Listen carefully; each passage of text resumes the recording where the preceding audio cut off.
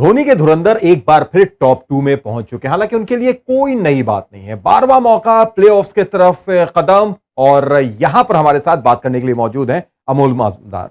स्वागत है अमोल आपका। और जिस अंदाज में चेन्नई आज पहुंची, शुरू से लगा कि एक अर्जेंसी थी इनके खेल में। शायद इनके दिमाग में यह भी था कि रन रेट इतने ऊपर रख लेना है कि भाई जब अगर मौका भी मिले, रन रेट देखा भी जाए, तो मैं तो टॉप 2 में रहूं। क्योंकि अभी हम लोग जिस वक्त रिकॉर्डिंग कर रहे हैं, लखनऊ और मैच चल रहा है कोलकाता के बीच में, 97 रनों से लखनऊ को जीतना होगा अगर नंबर 3 पर भेजेगी चेन्नई को। तो हाँ, चेन्नई मेरे हिसाब से एक अलग टीम नज़र आई आज पार्क पर। जो अरुण जेटली स्टेडियम में चेन्नई सुपर किंग्स खेले हैं, वो पुराने चेन्नई सुपर किंग्स दिखाई दिए। क्यों ये टीम को महान कहा जाता है, क्यों महेंद्र सिंह धोनी की ये सीएसके को एक महान टीम कहा जाता है? क्योंकि वो कंसिस्टेंट है, अपने अप्रोच में कंसिस्टेंट है, अपने 11 में कंसिस्टेंट है, ज़्यादा चेंजेस दिखाई नहीं देते।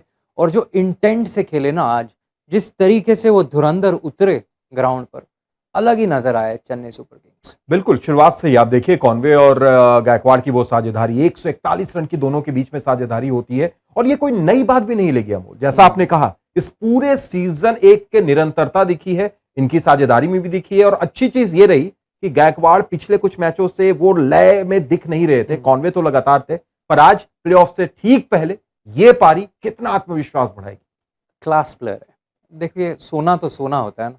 तो आप उनको स्टार्ट मिल रहा था बीच में, पहले मैच में उन्होंने अर्धशतक किया था। उसके बाद थोड़े से कमी आई थी उनके स्कोर्स में। और फिर स्टार्ट्स मिल रहे थे, 30 35 20 25 बना रहे थे, पर वो बड़ी पारी आ नहीं रही थी उनसे। आज वो पारी आई, कमाल की पारी थी। 79 रनों की, केवल 50 गेंदों में 158 का स्ट्राइक रेट। अगर आप स्ट्राइक रेट देखें ना सभी प्लेयर्स का, ऋतुराज गायकवाड़ का तो था ही, क्लास ही प्लेयर है वो। जिस तरीके से उन्होंने शॉट्स लगाए, खास करके वो जो शॉट लगाया ना अक्षर पटेल को, इनसाइड आउट कवर्स के ऊपर से जो 6 रन मारे, वो कितने सहजता से मारे। वहां से ही पता चलता है ये बंदे में क्लास है। बिल्कुल, देखिए क्लासिकल पारी जिसकी ये बात की जाती है। दूसरी तरफ अगर आपने एक को क्लास कहा है, तो दूसरा सी फॉर कंसिस्टेंट अगर कहें, कॉनवे, क्या अंदाज उनका। लगातार एक बार 92 बनाया था उन्होंने, आज 87, अनलकी 87 पर आउट हुए। लेकिन पारी अमोल, अ, अलग नज़र आते हैं जब चेन्नई सुपर किंग्स एक टीम अलग नज़र आती है जब ये दोनों जन खेलते हैं। ऊपर नींव रचते हैं और फिर आके उनके पास वो दमखम है, जैसे शिवम दुबे है, महेंद्र सिंह धोनी तो है ही, रविंद्र जडेजा फिनिश कर सकते हैं, और फिर अंबाटी रायडू, अजिंक्य रहाणे तो है ही मैच चलाने के लिए। तो मेरे हिसाब से डेविन कॉनवे का खेलना बहुत ज़रूरी हो जाता है। इनके इर्द गिर्द ना ये टीम खेलती है। अगर आप देखें, इनकी बीच वाला नाम डेविन कंसिस्टेंट कॉनवे रखना चाहिए। कमाल के प्लेयर है। ऐसे बहुत कम ओवरसीज, शायद मैं कह रहा हूँ, ये बहुत कम ओवरसीज प्लेयर्स देखे हैं मैंने जो स्पिन के खिलाफ इतने अच्छे खेल रहे हैं। ये हालांकि दूसरा तीसरा ही सीजन है उनका आईपीएल में, पर देखिए जिस स्ट्राइक रेट से खेल रहे हैं, 11 चौके मारे और 3 छक्के मारे हैं।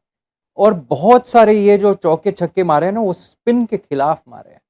बेहतरीन खेलते हैं। 2-3 शॉट्स ऐसे हैं उनके, अथॉरिटी वाले शॉट्स हैं, माने कवर्स के ऊपर से या मिड विकेट के ऊपर से चिप करते हैं। और एक बैकफुट पे उन्होंने ललित यादव को सीधा साइड स्क्रीन पे मारा, खास शॉट था ये। तो ये कंसिस्टेंट प्लेयर है और इनके इर्द गिर्द बाकी सारे प्लेयर्स खेलते बिल्कुल आपने कह ही दिया, डेवन कंसिस्टेंट कॉनवे इनका नाम रख दिया जाए तो हैं। ज्यादा बेहतर होगा। और अगर कंसिस्टेंसी की जब बात आती है, कप्तानी की जब बात आती है, तो मैं आपसे यही जानना चाहूंगा कि क्या धोनी को एक्स्ट्रा एक उनको लिबर्टी है, एक ऐसी टीम मिली हुई है कि वो जब चाहते हैं इधर उधर करते हैं और सब कुछ उनके पक्ष में जाता है। आप देखिए आज नंबर 3 पर रहाणे नहीं आते हैं, शिवम दुबे आते हैं। बल्कि रहाणे और रायडू तो बल्लेबाजी करने के लिए आते ही नहीं है, और दुबे को उन्होंने भेजा, उन्होंने कमाल किया। फिनिशर रोल में खुद भी आए और जाडेजा ने भी जबरदस्त बल्लेबाजी की। क्या ये लिबर्टी है, ये स्मार्ट कप्तान है? चाल चलते हैं ना, चाल चलते हैं तभी तो रिजल्ट आता है। जब उनको पता है कि 6 ओवर बाकी है, तब उन्होंने शिवम दुबे को वो लाइसेंस दे दिया, जाओ और चौके छक्के लगा के आना। 244 के स्ट्राइक रेट से आज शिवम दुबे खेले।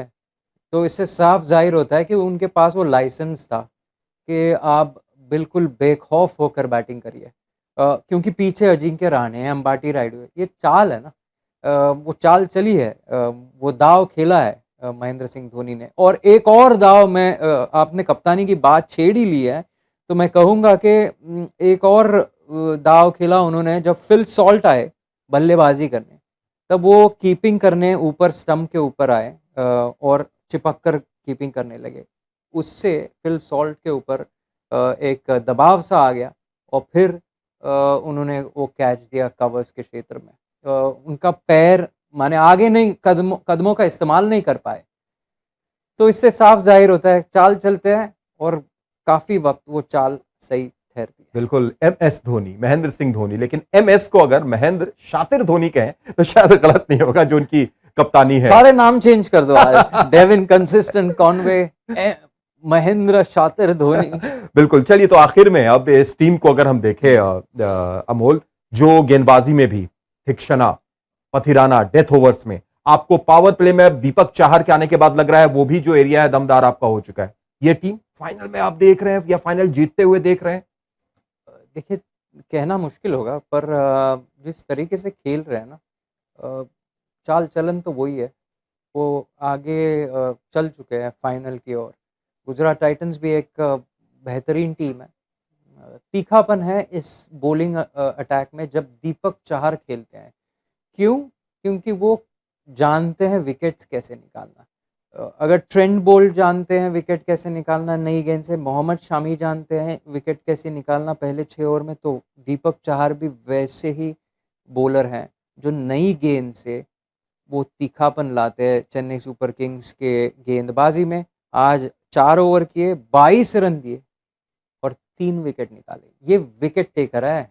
बिल्कुल, विकेट टेकर हैं दीपक चाहर, और चलते चलते सिर्फ अंक तालिका आप देख लीजिए, वो जरूरी इसलिए है क्योंकि भाई क्यू जो है वो लिखा गया है चेन्नई के बगल में भी। गुजरात के बाद चेन्नई, और उम्मीद यही है कि टॉप 2 में फिनिश करें। अगर लखनऊ कुछ बड़ी तरीके से, बड़ी दमदार तरीके से नहीं जीते और टॉप 2 में फिनिश का मतलब फिर 2 मौके दोनों को मिलेंगे अमोल। तो जैसा आपने कहा, गुजरात और चेन्नई, उम्मीद यही रहेगी कि दोनों में जो टफ कंपटीशन है वो कंपटीशन फाइनल में ही हम देखें।